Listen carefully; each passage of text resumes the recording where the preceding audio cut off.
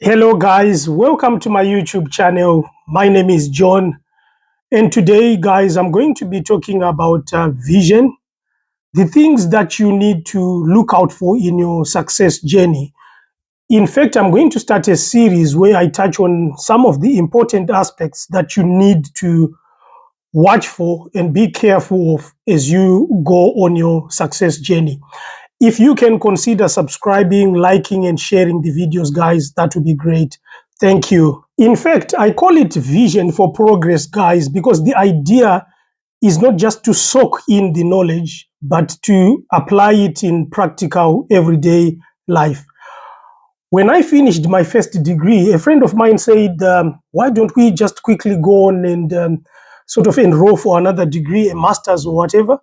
Then I said, I want to see how I will apply the knowledge that I have gained from this first degree before I join in another program. So the idea, guys, is not just to get the knowledge, but also to see how you can apply it in everyday life.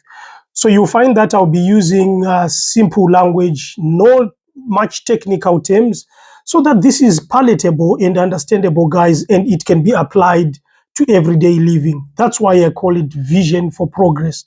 Because if you are going to apply these principles, you will see progress in your life. So, guys, the first step in your success journey is to set out your vision. This is where you want to be, this is where you aspire to be. There is a position in life where you are at this moment, but you sort of think ahead and say, where do I want to be in 10, 15, 20 years to come? So when you do this, you can use terms like, I want to retire at 50, and I want to travel the world, and I want to help people who are living in poverty, for example. So probably maybe you are 35 or you are in your 40s like me, and you are saying maybe in 10 years time, I want to retire, which is at 50, and I want to travel the world, because probably I can't travel the world as much as I want to now because I work 9 to 5 or whatever, I do shifts, whatever. So you are saying that in 10 years time, I would want to retire, and I would want to have more time to visit places of the world.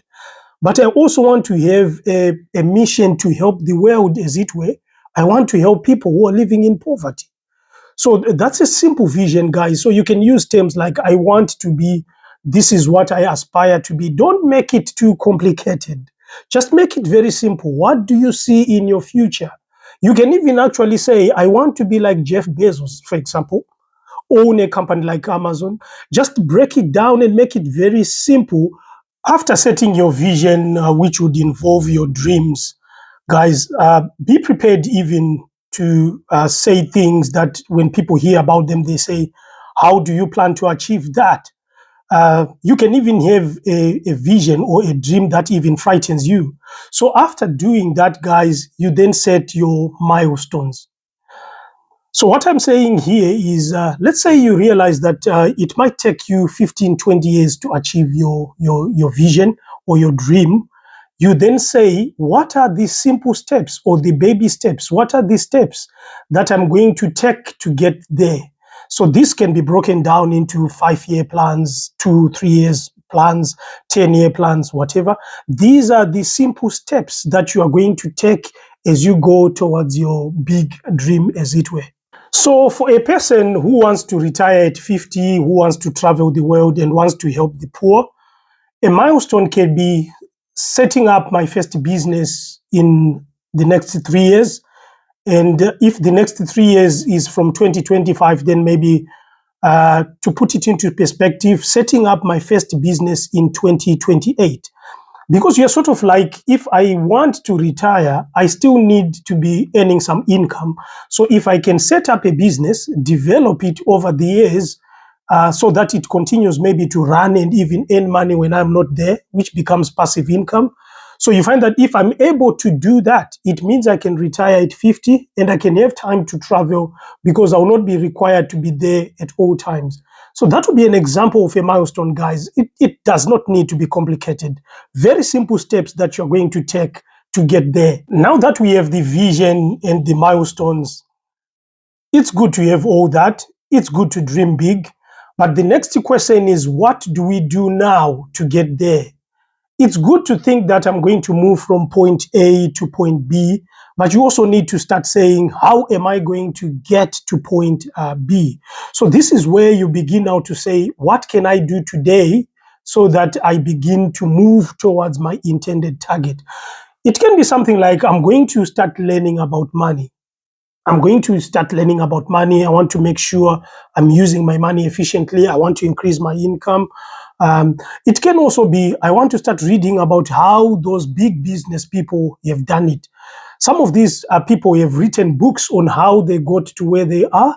So you can start reading such books so that you get inspiration, so that you also know that you cannot despise the humble steps, the beginning steps, because that's how you get to your intended destination. So what are you going to do now? What are you going to do today so that you can start getting to your um, goal or dream? So guys, part of what you are going to do now can also be, I'm going to subscribe to John's channel because he'll be talking about success journeys. Yes, I'll be talking about success journeys. So it can be part of what you are going to do now. And when you have done that, guys, the next step is to appreciate the challenges and risks along the way. You know what? If you sort of know or expect what can go wrong, you are much more prepared to deal with it when it happens, because somewhere along the line you will meet challenges, isn't it? When you are going on your success journey, if you know the risks, you can then start sort of preparing contingent plans. Like, what am I going to do if this happens? For example, if you're like me, you are in a foreign country and you rely on a visa to remain in that country, you can start saying, what if the government of that country changes its laws and I can no longer stay here? What if maybe they increase my visa fees, or what if they change my status? What if I lose my job here? What am I going to do? How am I going to react to that? So if you have that plan, you know that if anything happens, if any of the risks happens, you are better prepared to deal with it. Unlike if you bury your head in the sand and say there will not be challenges, it will be smooth sailing, then you'll be surprised and you might be tempted to give up on your dream. A simple rule that has helped me through life has been hope for the best, but prepare for the worst, because you never know, guys. So if you're hoping for the best, that's good. It's a positive attitude. But if you are preparing for the worst, it means that if a challenge happens, you are prepared for the worst case scenario. And the last thing, guys, is how do you enjoy the journey? It's good to dream big, 10, 20, 30-year plans, but how do we enjoy the now?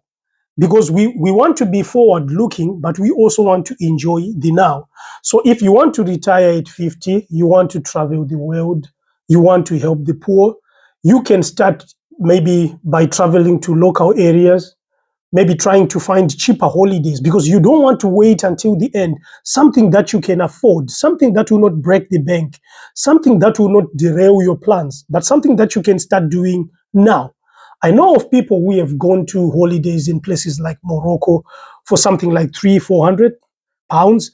Some have gone to Egypt, other countries. Some have gone to Europe, Spain, whatever. Cheaper holiday packages that don't break the bank. Or even if you're like me, travel the local areas where you don't use a lot of money, but you still get to start doing what you like doing. You start sort of experiencing or testing that vision or that dream. You can start helping poor people with what you have. If you can afford £5 per month, just find £5. Look for someone who would need such help. Give them the £5. You know, you have started already experiencing the future. You are not yet there, but in small steps, in small ways, you are enjoying the future. So you need to enjoy the journey, guys. It's no point holding everything to a standstill and say, when I get there, then I will celebrate. You need to celebrate the small milestones. You need to celebrate the small battles that you are winning, because eventually that means you are going to win the war. If you are winning the small battles, eventually you win the war. So, guys, happy journeys and enjoy the journey. As you know, guys, on this channel, we like to discuss serious stuff. We like to work, but we also like to play, visit places of interest. And on this day, guys, I did visit the South Sea to check the work that is being done to protect the areas near the beach from rising sea levels due to climate change. Climate change is real, guys. And I also took time to go and pay my respects to the soldiers who lost their lives during World War One and World War Two, since we have just celebrated VE Day, which is a celebration of the end of World War Two.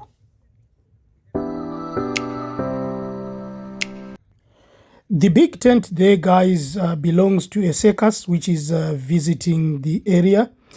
Lots of entertainment along the coast. It's good to take time to work hard, guys, chase your dreams, achieve all those things that you set out to achieve. But it's equally important to also take time to just enjoy life out there.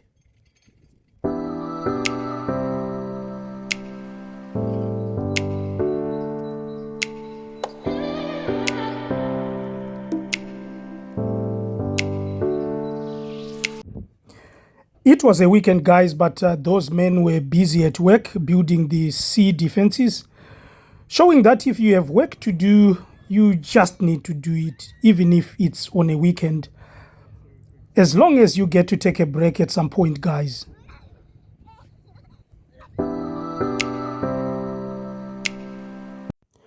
I also took time to visit the war memorial, which was built to remember or celebrate 25,000 sailors who died at sea during World War One and World War Two.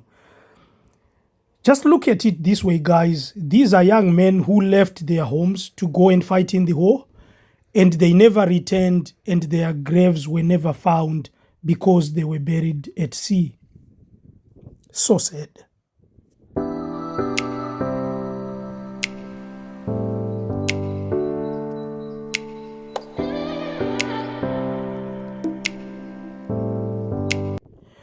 As I looked at the names and the ages of the people who are celebrated here, the sailors, the soldiers celebrated on this monument, I could not help but realize that some of them were below 20, some were in their teens.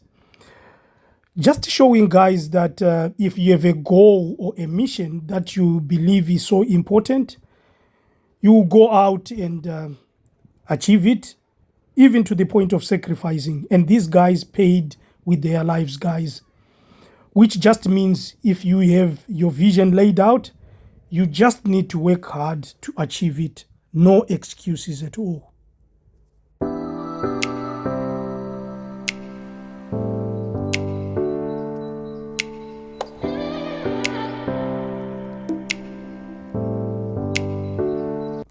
As I continued on my tour, I could not help but think of the many lives that were lost, many lives that were changed forever, as some young men did not return to their homes at all after the war, the large areas that were destroyed by bombs and what have you, and also the long time it took to rebuild those areas.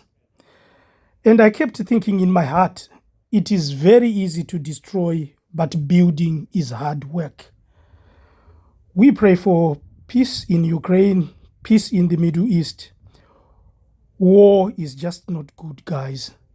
It destroys a lot of things.